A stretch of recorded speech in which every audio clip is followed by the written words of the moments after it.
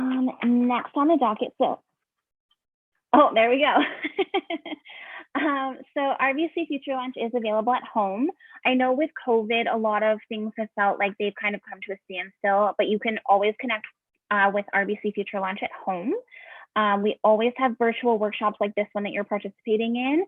We have these all available through the website that's on the screen here. So rbc.com/future launch at home, super easy to remember. You can access the diverse virtual learning and mental well-being resources all in this same spot. Mental well-being and mental health is a big topic, especially after 2 years of a pandemic. I know myself, I've had some moments, and I'm sure other people have had it way worse than me as well. So this is a great spot to foster that mental well-being and find some resources if you need them, as well as kickstart your career, gain amazing skills all in one spot. So you're welcome to take a picture of this screen if you like, and then you can check it out later on as well. So obviously this is factual nature, not intended as advice. As a mutual fund representative, this is not advice whatsoever. If you are interested in real financial advice, absolutely book an appointment with your closest advisor, regardless of which bank you're with. RBC is always available, and I know we're doing a lot of virtual stuff as well lately too. So definitely, if you're looking for actual financial advice, please seek an accredited advisor. Next up, the reality of the world is that we are not all going to win the lottery. Unfortunately, I mean, hands up if you would love to win the lottery. Me, I would absolutely love it. The reality is very slim amount of people are actually going to win that. So in terms of, oh, let me go back to full screen here. Michelle, is it still full screen? Nope. We see your speaking notes too. Yeah. We know what's coming now. We spoiled the surprise. Yeah. Wah, wah. All right, I'm just going to leave it at full screen, then I won't hide it just so I don't ruin anything else. So using the chat, and I'll get Harshit and Michelle to help me out with this one since the full screen has blocked everything for me. What would you guys do if you won $10 million? I know what I would do, but I want to hear from you guys. What would you do with it? How would you spend it? What parts of your life would it change? Do you think this is a bad thing, or do you think you'd be able to manage it at all? So type it into the chat so we can hear, what would you do with all of that money? I would go on a 6-month-long vacation to start. Just going to put that out there. Somewhere warm or somewhere not so warm? Ooh, that's a good question. I feel like I would do warm for a little bit, then cold maybe for a little bit in Russian. So I want to go back to Russia, and then probably back to warm again after being cold for a little bit. Very nice. So we're getting some answers coming in. So give to a charity dog rescue I see coming in. I love that. For post-secondary and invest in hobbies, I see from Rachel. Rebecca's paying off loans. Donate to climate justice research and then travel. Love it. We have a very socially just group here tonight. Invest, we got from Rebecca. That's awesome. You know, sometimes the most popular answers are like, I'd buy a Tesla, or I'd buy an airplane, like something like that. A little bit more bougie, I guess. But you guys are super socially responsible, which I love to hear, especially the comments about paying off loans or saving for post-secondary school. Definitely a responsible bunch here. Do you think that something could go wrong with winning $1 million or $10 million? Do you think it could potentially be a bad thing? Sometimes it is. I mean, I can tell you a story of one person who won the lottery and how they spent their money. And I apologize, I'm at home and I have 2 dogs, and my one dog is being very whiny right now. If you hear whining, it's my dog. But we'll go into a story about a gal named Sharon. So it's a real story. In 2004, a woman named Sharon was a regular person, just like me and you. Took the bus to work, just like this guy on the screen here. She lived in Hamilton, raising a family, working a regular 9-to-5 job. One day she won $10 million in the lottery, which is life-changing if you're just a regular person taking the bus to work. $10 million changed her life. She became very rich very quickly. She bought a big house, fancy cars, designer clothes, bags, went on exotic trips. She had great parties for her friends, gave a lot of handouts to family and friends as well. And within 3 years, she had spent half of her lottery winnings. She spent $5 million in 3 years. I mean, I definitely could do that. Not going to lie, I could spend it. But within the next 6 years, she had spent the rest. So in a total of 9 years, Sharon went from being a normal person to very rich, right back to a normal person again. I mean, could you imagine having that much money and spending it all in 9 years? That's more than $1 million a year that she spent. It's a lot of money to spend. So now Sharon's kind of right back to where she started. She takes the bus to work. She works part-time still.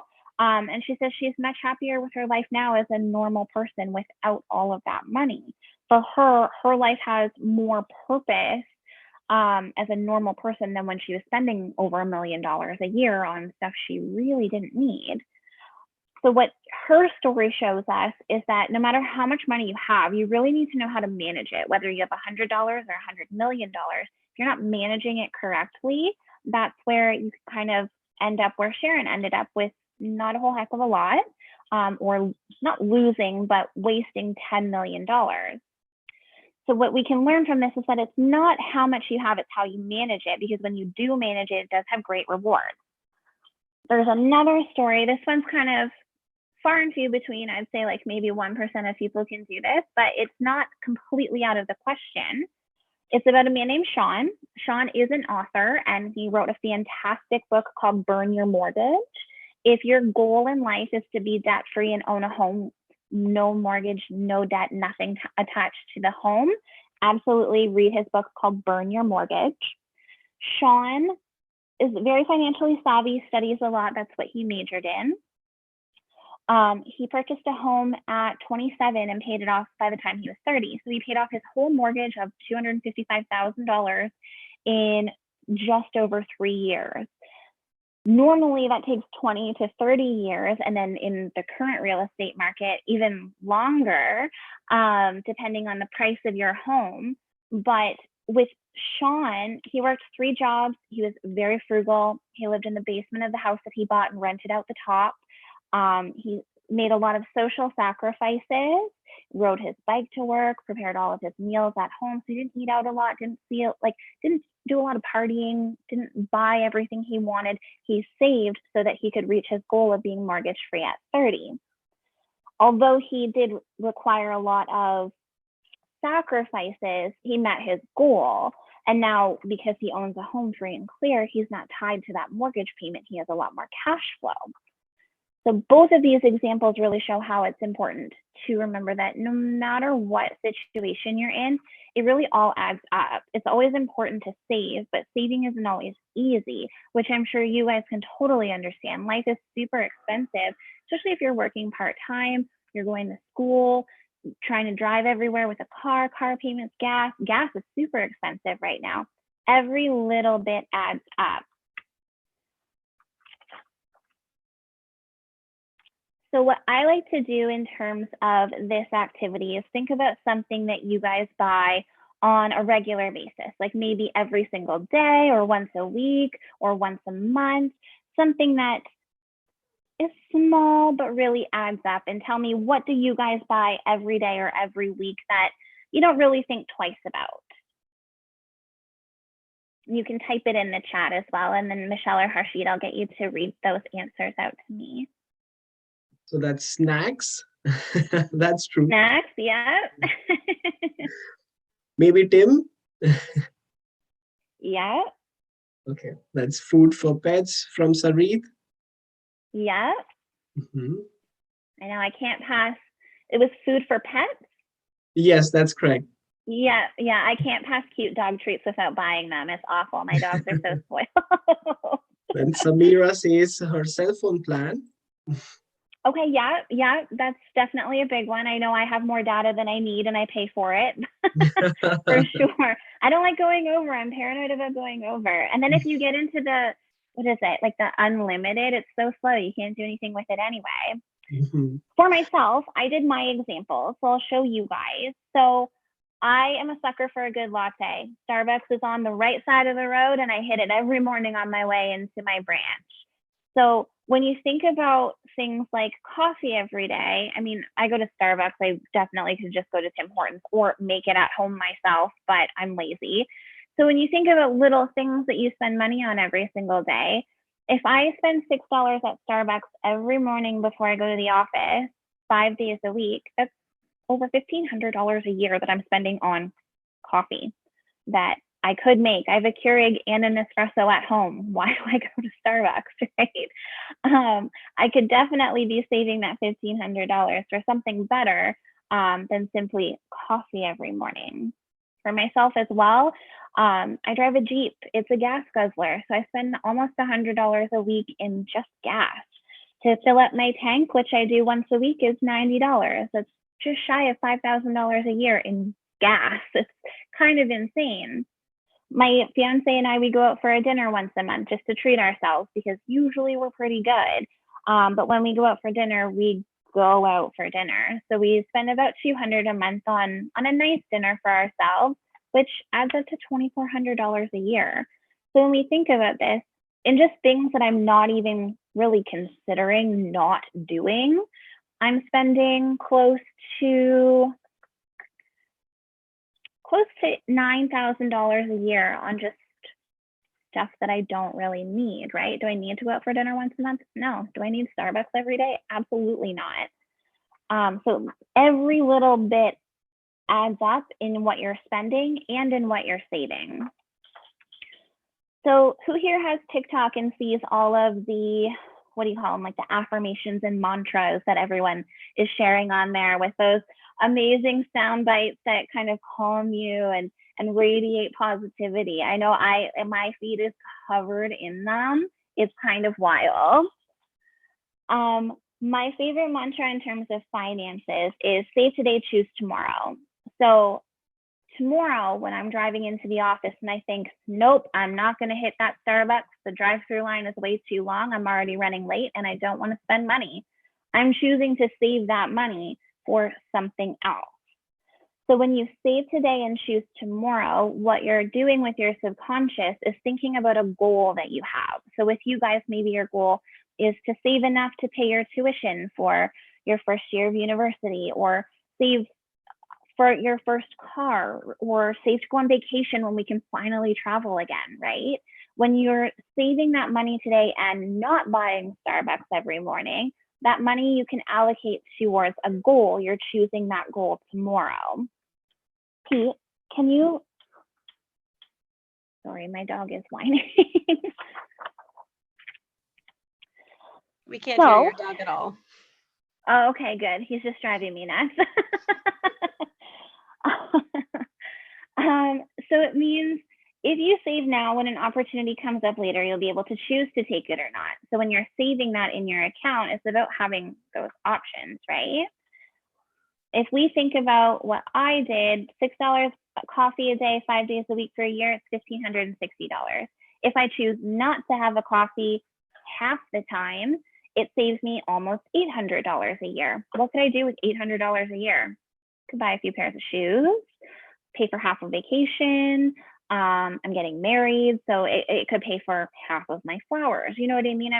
Like, it's not buying the coffee. I can do something better later. So the bigger things in life that you want are probably going to cost money, and you'll need to save for them, essentially, is what the summary of this is. As life goes on, it does tend to get more expensive, which is never fun. And something that I've learned as I got older, that everything is way more expensive than you think it's going to be. So the importance of saving. We're going to do a quick recap here before we go into this activity. So what happened with Sharon? She won $10 million, spent everything in 9 years. What happened with Sean? Paid off his mortgage in 3 years by saving, being frugal, renting out the majority of his home, and making a lot of sacrifices while working 3 jobs to pay off that mortgage and reach his goal. So when we're saving today and choosing tomorrow, it's about what you can do today to have options later. So what's the cost of having a child, a wedding, a car? You can see from the totals that I gave you in just gas alone, life costs money. So where do you guys get your money from? Does anyone have a job, or do you get an allowance? Where do you guys get your income from? Let me know in the chat and I'll get Harshit to read them out to me again. That's job. Samir says job, and Sareed job as well. Sareed is working as a teacher, I guess. Oh, nice. Mm-hmm. That's awesome. I know when I was in high school, I worked at Tim Hortons and I was the soup and sandwich girl. I loved it. I was very good at multitasking. And even in college, I worked in the mall and I worked in retail for about 10 years as well. So definitely I find like a lot of the jobs that you have in high school build those life skills for multitasking and really being able to prioritize job sequences for when you're in your career later on. Absolutely. I know even at 33 years old, I still get birthday money. So I know not everyone gets that. I'm the only girl. I have 4 younger brothers, so I tend to be a little spoiled.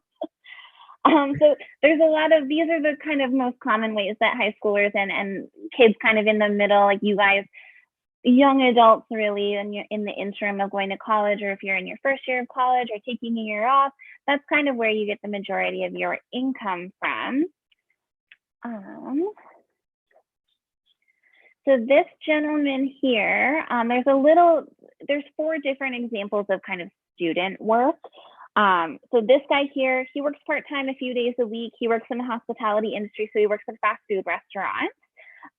This is an example of formal, regular work because he gets a paycheck and pays taxes, and he knows when he's getting his income. Typically, when you work in fast food or you have a formal, regular job, you have a paycheck every other week, which is the most common.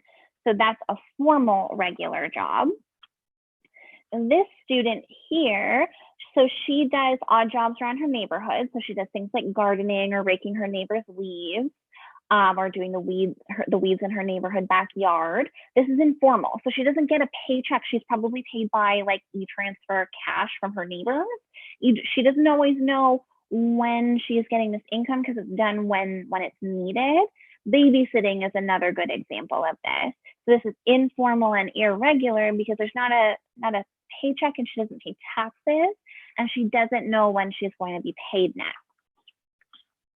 This gal here is a little different. So she works at a retail clothing store as a relief employee. Now, this isn't very common anymore, especially in Canada. I don't think these positions are allowed, but they used to be called like on-call workers.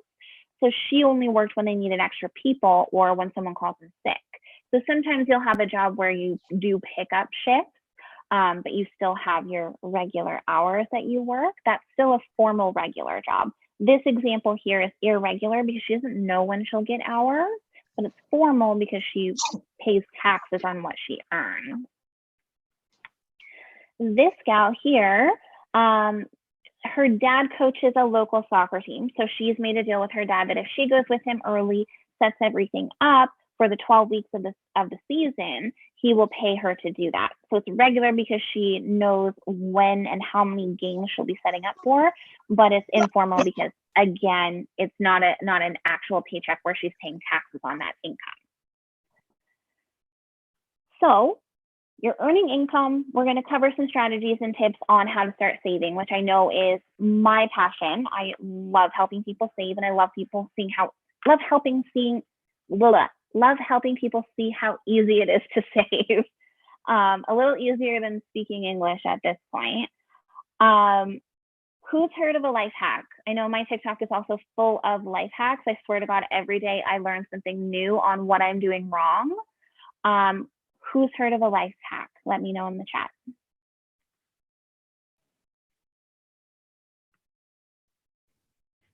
Getting some folks raising their virtual hands as well. Nice. Paisley So and Nandi, my favorite life hack, to be quite honest, it has nothing to do with finances, but everything to do with traveling. Every single person on earth has a black suitcase. So when you're standing at that carousel, you're like, oh my God, like they all look the exact same. Especially after a long flight, you can't see straight. You're ready to go to bed or go to the beach or wherever. What I do is I put like a super bright piece of duct tape around my handle. So I know when that black suitcase comes off the carousel with a bright pink handle, that one's mine. It makes it easier. It's way more efficient. That's my favorite life hack in terms of travel. My more favorite life hacks are financial, but we'll get into a bit of those as well. It's important to note that not all life hacks are created equal. So for example, this windshield wiper situation that we have here on this car in the middle, it's inventive for sure. It'll get the job done in maybe a light rain. Is it going to save this guy on the cost of repairs? Probably not. It's smart, but not that great. Who's cracked their phone screen before? I definitely have. When those iPhones were made of glass, awful. I went through so many screens. It was ridiculous. This guy here has wrapped his phone in plastic wrap so that he doesn't like slice his finger on the broken glass shards, which is smart. It's ultimately not really going to work 100%, but it's smart enough, right? But let's have a look at 3 life hacks that I usually recommend to my clients and to you guys as well, to help you make good financial choices. So my first one, and actually my favorite one, is pay yourself first. So who's been on a plane before? I know I definitely have. Anyone else been on a plane before?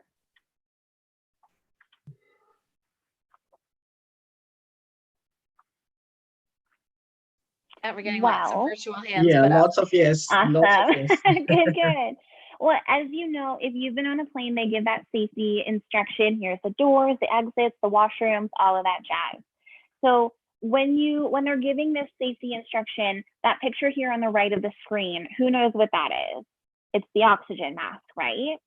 So what are you supposed to do when that pops out? Like when it drops down, you're supposed to put your own on first, because if you are not breathing, you can't help other people. So if you're not putting yourself first, you can't help others. You're no good to anyone unconscious, right?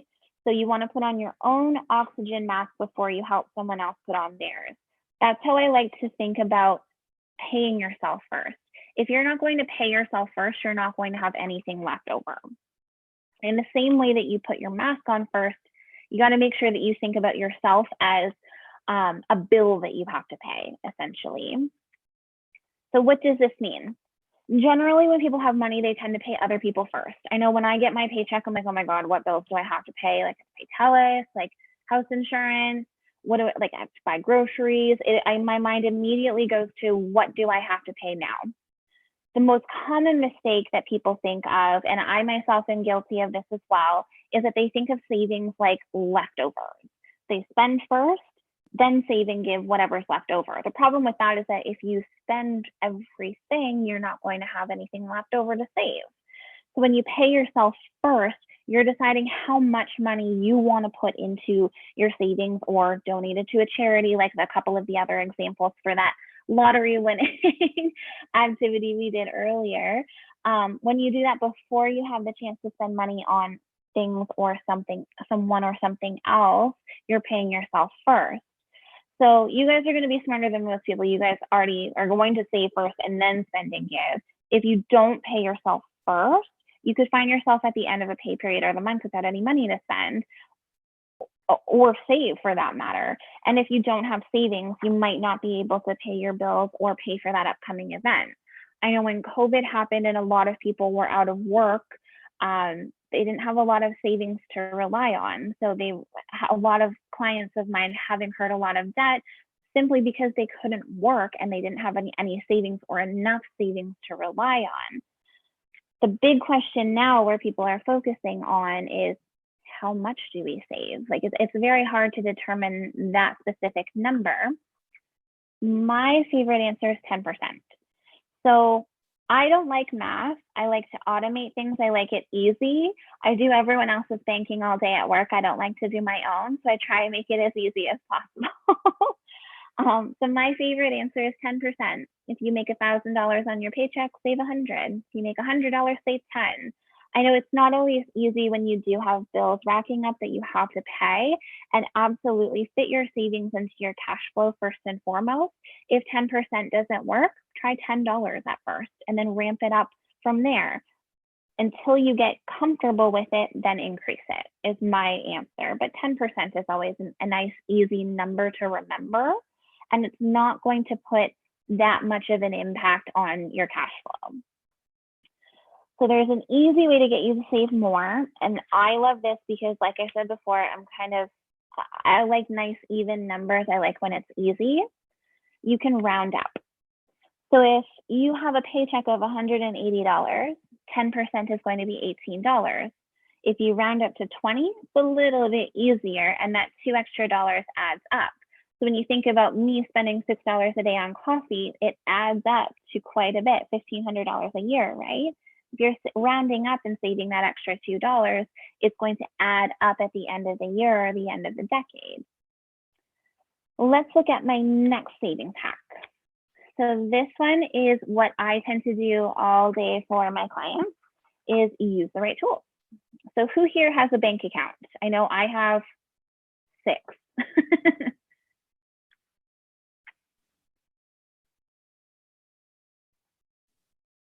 We're seeing So some you can virtual definitely hands have, getting raised. yeah. I know I can't see. Okay, I think most of Yeah. them. Yeah, Samir has 2. Claire has 4. That's Oh, good. wow, good for you. Well, I know as students, you can typically get student accounts for free. I know at RBC, we have Advantage Banking for students. It's free. And as long as you are a student, you get a lot of perks in terms of bank accounts as well. Usually, I recommend starting off with 2 accounts, so you'll be able to separate your money into a checking or savings. Checking accounts are kind of like your operating or your spending account. No one really writes checks anymore. They're kind of an older generation thing at this point. But putting the money that you want to save into a separate account is kind of step 1. I don't even have my savings account attached to my debit card so that I don't have access to my savings when I'm in the mall shopping or wherever.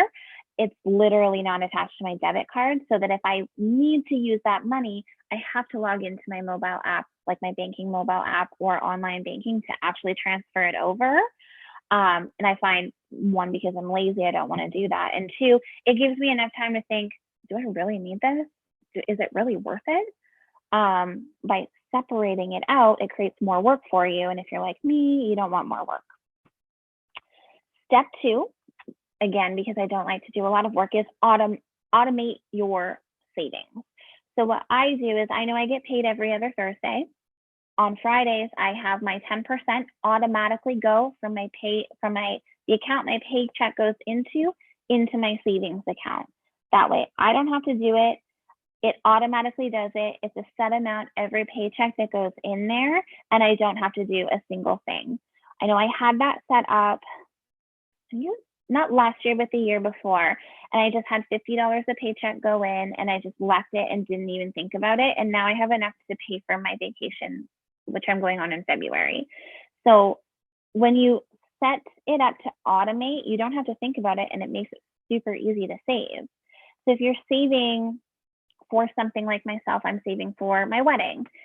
The third right tool is to nickname your accounts. I know every single financial institution in Canada does offer that through online banking. So nickname your accounts. That's the other key thing to having to go in and actually transfer out of your savings account, is that when you log in and see that your savings account is named wedding, you're going to have to think about what you're using that money for. Am I going to sacrifice this money for this goal to buy a pair of shoes? Maybe not. The other thing is block.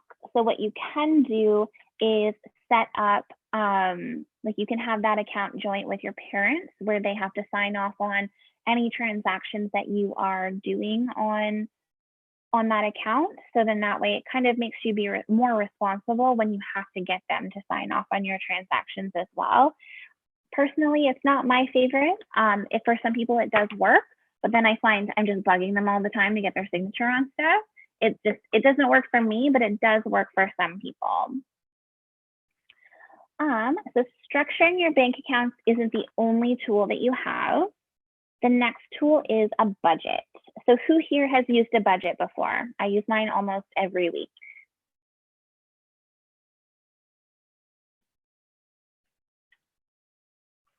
So if you've used a budget, or even if you haven't, it's really just a tool to count your money.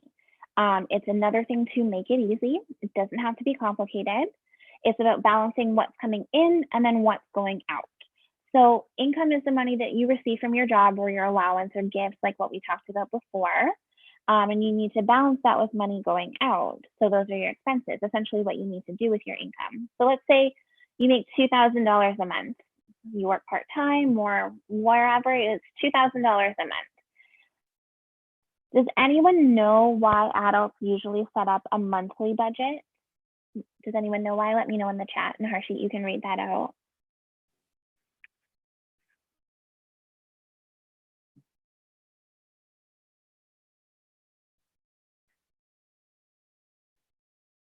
Were there any answers? Anandi says, I've assumed because of bills. Yeah, you got it, exactly. Bills come in monthly. So that's why you usually see people make monthly budgets.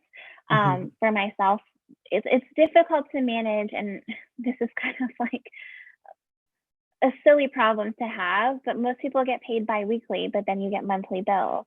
So some people will just split those bills in half and allocate each paycheck to them. But some budgets will automatically do that for you as well, right? A lot of people will use the budget based on monthly bills just to make sure that they have enough to cover all of those bills, or they'll split the bills per paycheck. A lot of the budgeting tools will allow you to add in different things. So like, for example, my Jeep payment is bi-weekly, my mortgage payment is bi-weekly, but our gas, electric, and internet are all monthly, and then our water is quarterly. Same thing with our property taxes. It is very annoying to manage, but that is also part of the battle of being an adult, right? You can't change the systems that they're going to use for your billing. It's just a matter of getting yourself in the right mindset to save and put money aside to make sure that you're paying those bills when you get paid weekly or bi-weekly, but they're a monthly bill. So my next life hack, well, the first one, so that was pay yourself first. My next life hack is kind of like a very simple budget, just to show you how to think about money coming in and money going out, and how you're actually spending your money. So if you want to make changes, let's say you need $50 for fun one month, where you can afford to take that money from. So are you willing to walk instead of taking transit? It's all about balancing, because your income isn't necessarily going to change, but if you need to spend more in one section, you need to be able to take it from somewhere else. So if you, on the screen here, I didn't fill out this side just because it's very different for everyone, and it's very different depending on your income as well and where you live. So I live in London. It's definitely a little cheaper than Toronto, not by much anymore. But the different geographic regions are going to have different costs of living. So it's a little difficult to put the numbers in there. But if we use, let's say you make $2,000 a month. If we're doing the 10% rule in your piggy bank on that first line, that expense, because you're paying yourself first, is going to be $200. If you take transit or your transportation costs per month, let's use my Jeep for example. I pay $250 bi-weekly for my car and about $100 a week in gas. So per month, that's about $900. So now we're at $1,100. Have to pay my cell phone bill, so that's another $100. There's $1,200. Gifting, I don't really gift anyone anything. January, we're after Christmas, so we're not gifting anyone anything this month. And then paying the bills. The rest of my bills are probably around $300. So we're at, what's that, $1,500, $1,400? So I have an additional $600 that I can then reallocate to my savings, or I can spend it, right? It's about leaving yourself with a little bit more at the end. My last life hack is setting goals. So if you are saving for no reason, you're probably not going to save. When you have a goal in mind and have something that you're looking to achieve, that's where you're really going to start actually seeing tangible results. So, pardon me, sometimes goals are very big. They sound like a dream, right? Like, I wanted to be a lawyer. When I was 18 years old, I was like, I'm going to be a lawyer. And that was a dream, right? And it was massive. Okay, well, where do I start? I have to go to my undergrad. Then I have to do my JD law. Then I have to pass the bar. Then I need to get a job or start my own practice. Sometimes they seem like very daunting things, but setting little goals to achieve those big goals and breaking it down into smaller increments will help you get to those big goals as well. And what we also need to do is set goals that are not just dreams. They are tangible things. The more real they are, the more motivated you will be to use these tools to achieve them, right? So to hit a target, you need to have something specific to aim at. So in terms of setting goals, we're going to use a current example for myself. So I'm getting married September of next year. We just booked our venue. Crazy expensive. We're very fortunate that we have family that are helping us pay for a lot of the bigger stuff, but it's left us with kind of a gap where we need to fill in and start saving. We have 20 months to save. So obviously I have a ton of Pinterest boards. I have collections saved on Instagram, all of that stuff. I know exactly what I want. I know what it's going to cost, and I know what I need to save. So the more focused I am on this goal of having not my dream wedding, but the wedding that is our style, I'm seeing it. I have those boards on Pinterest saved. I know exactly what I want. I'm in research mode.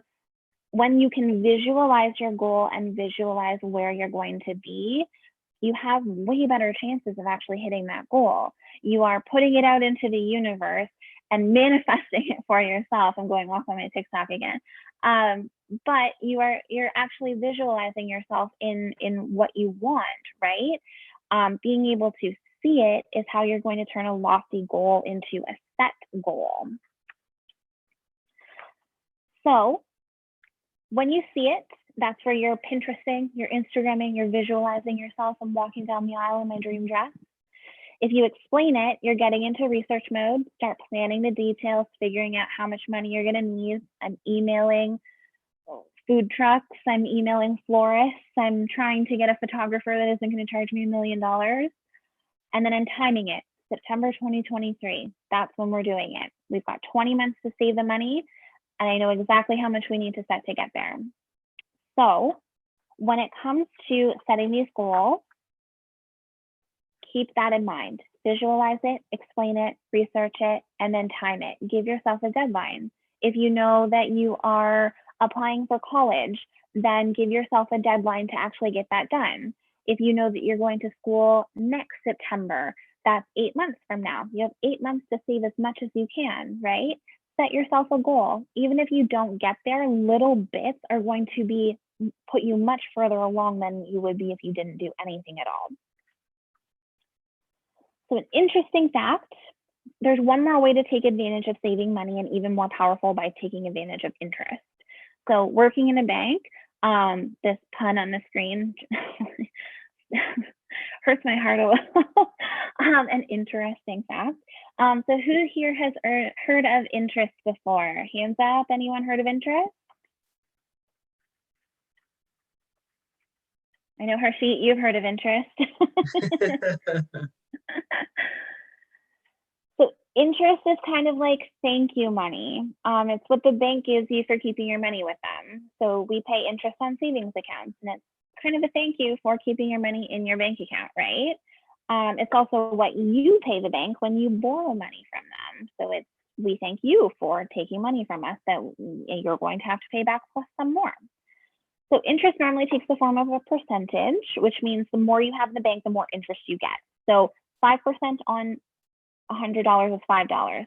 5% on $1 million is, Harshit, I'm blanking here, math is hard, 50,000? Let me pull up a calculator. I think it's 50,000. Yes. I'm having a bad day today. But I mean, obviously, the more money you have in your savings account, that interest figure is going to give you more based on your balance, right? So looking at this example on the screen here, in year one, you have $1,000 in your bank account. You leave it in there for a full year and it's 2% interest. At the end of the year, the bank will pay you, well, it's more on a monthly basis, but at the end of the year, you will have earned $20 in interest. So now you have $1,020. If you leave that in there for another year, you then earn 2% on $1,020, giving you an additional $20.40. So now you have $1,040.40. Then you can leave it in there for another year and you earn 2% on that. That's what's called compound interest. You're earning interest on interest. So when you leave it in there for a long period of time, you're earning interest on interest on interest. It's a very easy way to grow your money. I mean, COVID right now aside, interest rates are complete garbage. But in a normal day, high interest e-savings do yield quite favorable results, especially for students like yourself, or in the interim in between high school and college too. Savings accounts are a great way to grow your money with very minimal risk.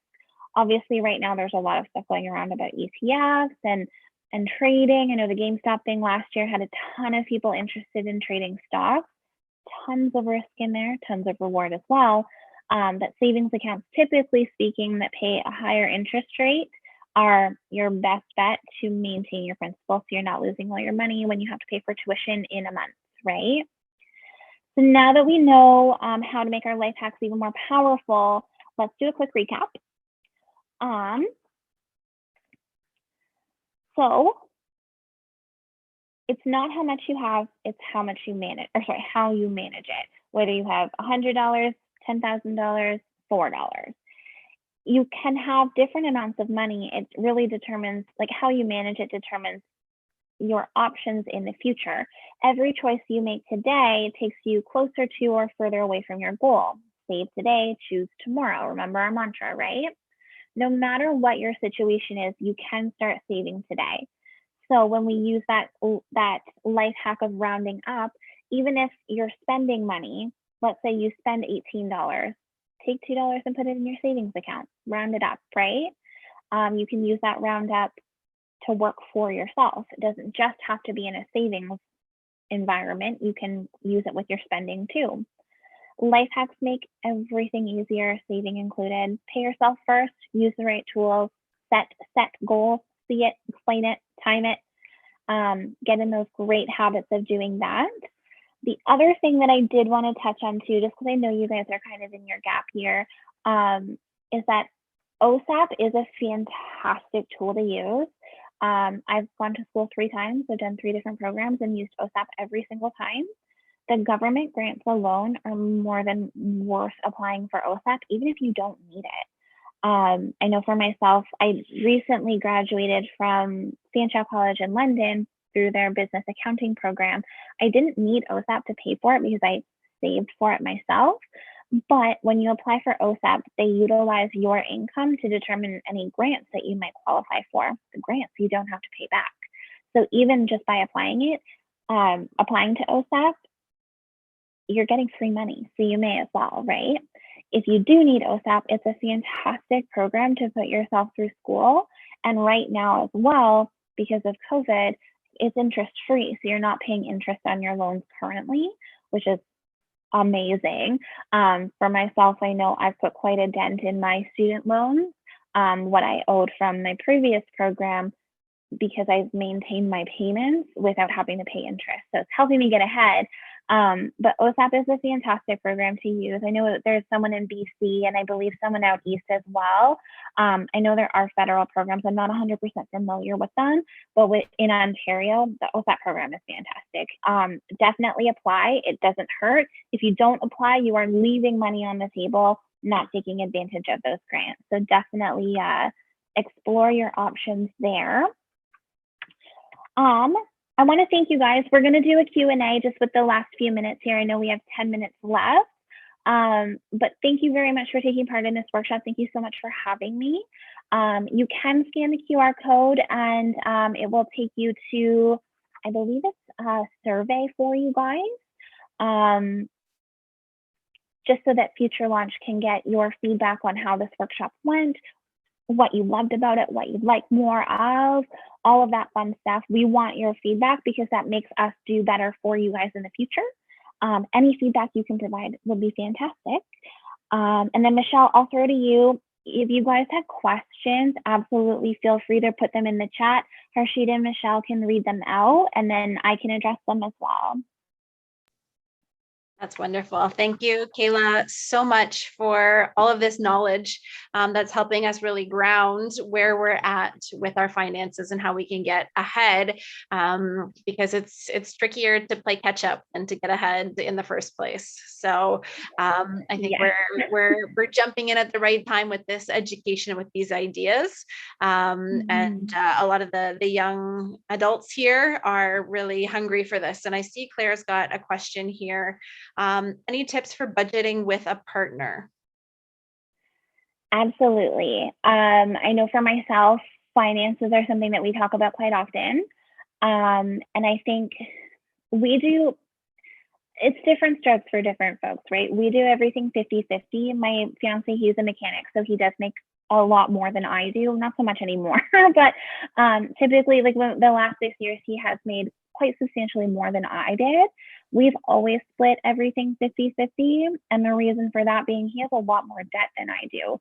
So at the end of the day, we both have about the same amount of spending money. I think it's about not necessarily making things equal, but making things equitable.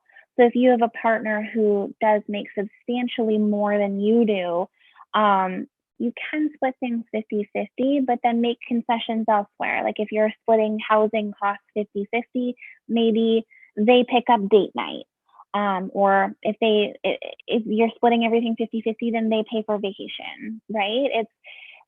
It's not about making everything equal, but bringing your partner along, right? You're in it together. It's you guys together. Everything else is separate. So if it's a matter of going on vacation, then you got to make some concessions there, right?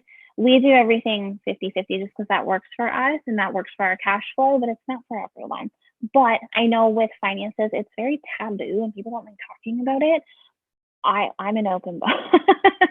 And I think really pushing yourself to have those conversations, and it might be uncomfortable at first, but breaking that barrier and having that conversation of, this is what I have, this is what I can do. Is that okay by you? And leaving it on the table, and being open is really key for that.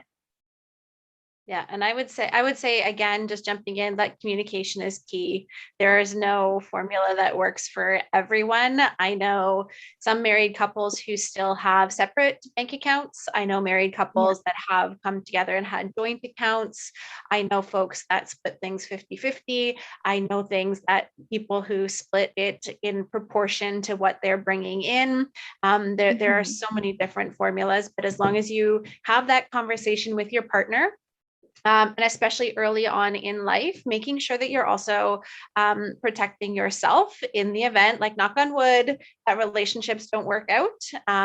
Things get a lot more complicated the more that you are co-sharing resources, joint mortgages, joint bank accounts.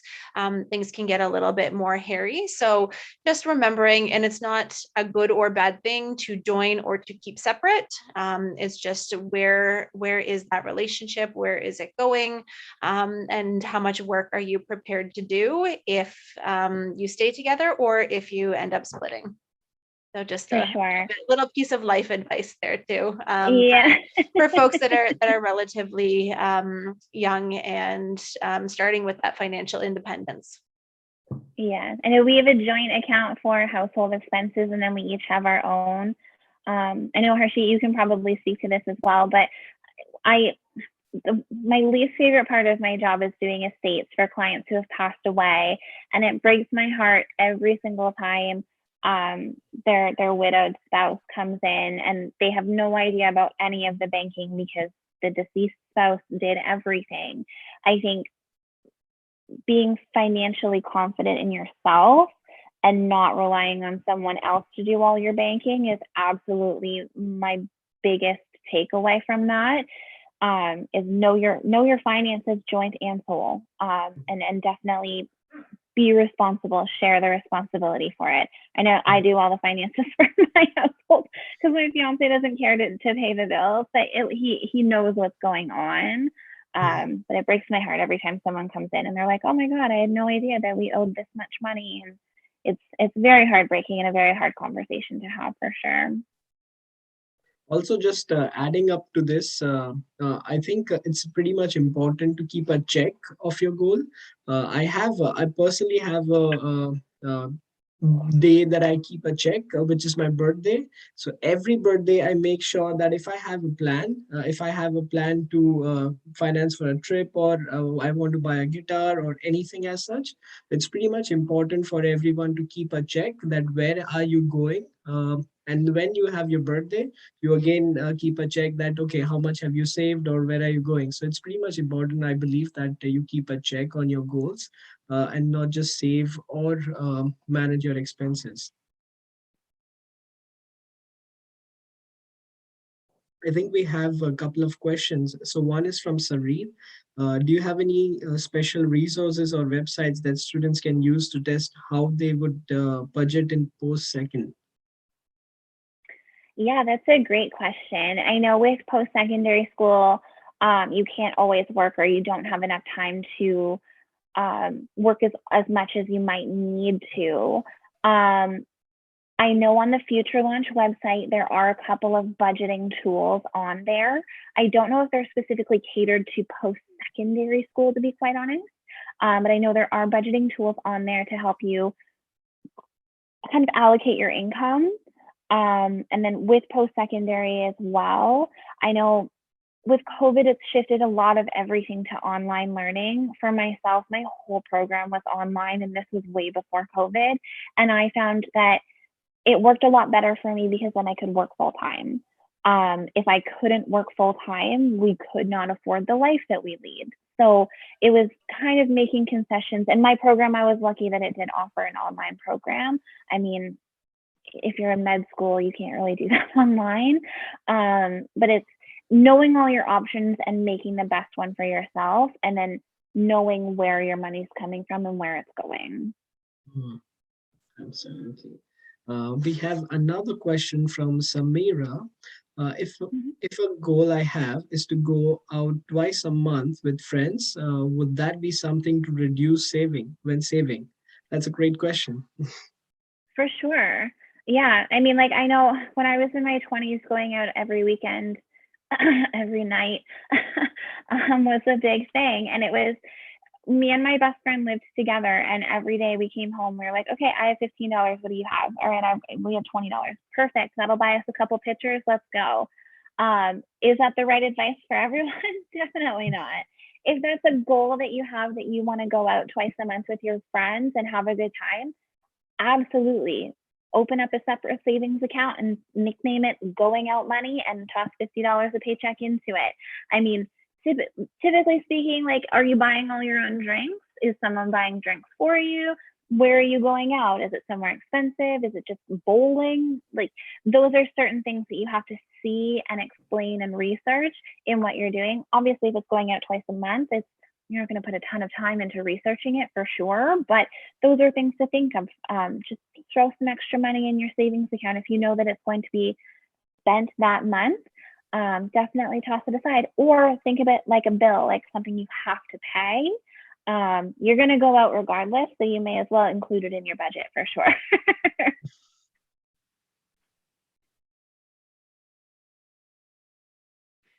Hey, Rena, we're going to hold on your question for a second. And if we've got time, we'll come back to it. So Samir has a question and is wondering, is it good nowadays to invest in houses? That's a great question. It depends on where you're buying, depends on the house. And it really depends on your geographic area. I know in Toronto, the housing market is insane. I think the average house price is like $1.1 million at this point. I live just west of London, so I am a rural community. The houses that are building here are about 800,000, so less than Toronto, but still quite substantial. I'm of the opinion that real estate is always a good investment. These people, there's always going to be a market for it. Someone will buy your house if you choose to sell it, as long as it's not a shanty falling apart. But I think, yes, real estate is always a good investment as long as you're willing to upkeep it. Even if you're not living in it yourself, you could always do rental income, right? I think, yes, there's other schools of thought for it too.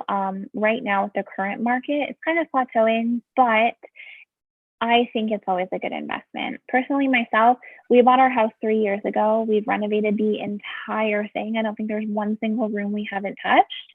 And by the time we sell in the fall, we're going to triple our money. So for myself, great investment. I don't know about Toronto or a bigger city where the market's a little iffy and people are flocking to rural communities like mad. But yeah, I think yes. Awesome. Thank you. We've got one more question here from Samira, but Rena, maybe Harshit could answer your question, direct you in the text there. So Rena's in a very unique situation where she's an international student. She's living in Japan, but is coming to Canada for school, and she's not sure where she's going to set up her life. So where should she be saving? So that's the question, but I'll let you answer that maybe in the chat with Rena, because it's quite specific. But Samira says, this is a little bit more general and might apply to more people. So if you have an online side hustle like tutoring or some sort of small business that you have that's kind of an informal source of income, do you need to pay taxes on that, or what does that look like? Or are there any guidelines for that? So if you are operating a sole proprietorship business, I'll use myself for an example. So on top of being a financial advisor with RBC, I also run an online shop called July 3rd. We do hair accessories, fun stuff like that. It is a sole proprietorship, meaning that it operates under my legal name.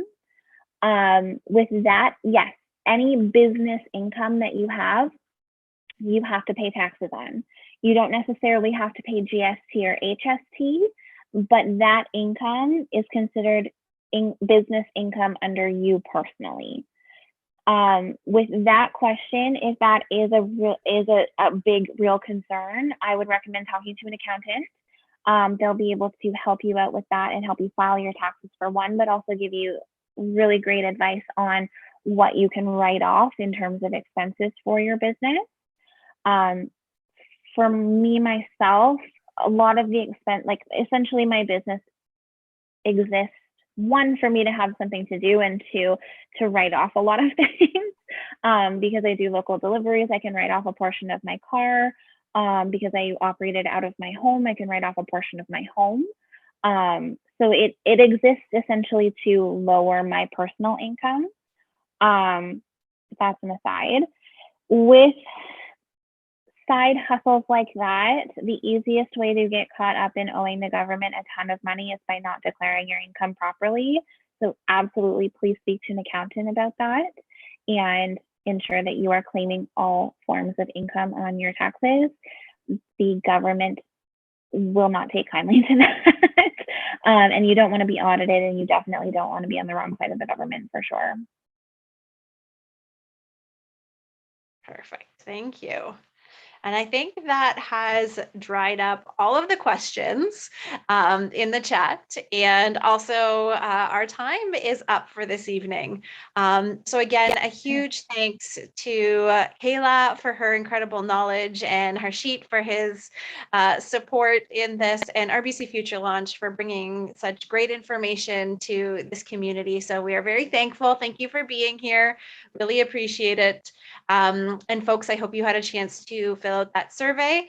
If not, what we will do is we will send it out in a follow-up email along with the recording of this for folks to check out if they were not able to, or if you didn't get a chance to fill out that survey because you were so engaged with the questions. We'll make sure you get the opportunity to do that. So thank you so much, everybody. Lovely to see you here, and have yourselves a wonderful evening. Take care. Bye, guys. Thanks for having me. And lots of thanks coming in the Everyone, chat. You can thank see you. that now.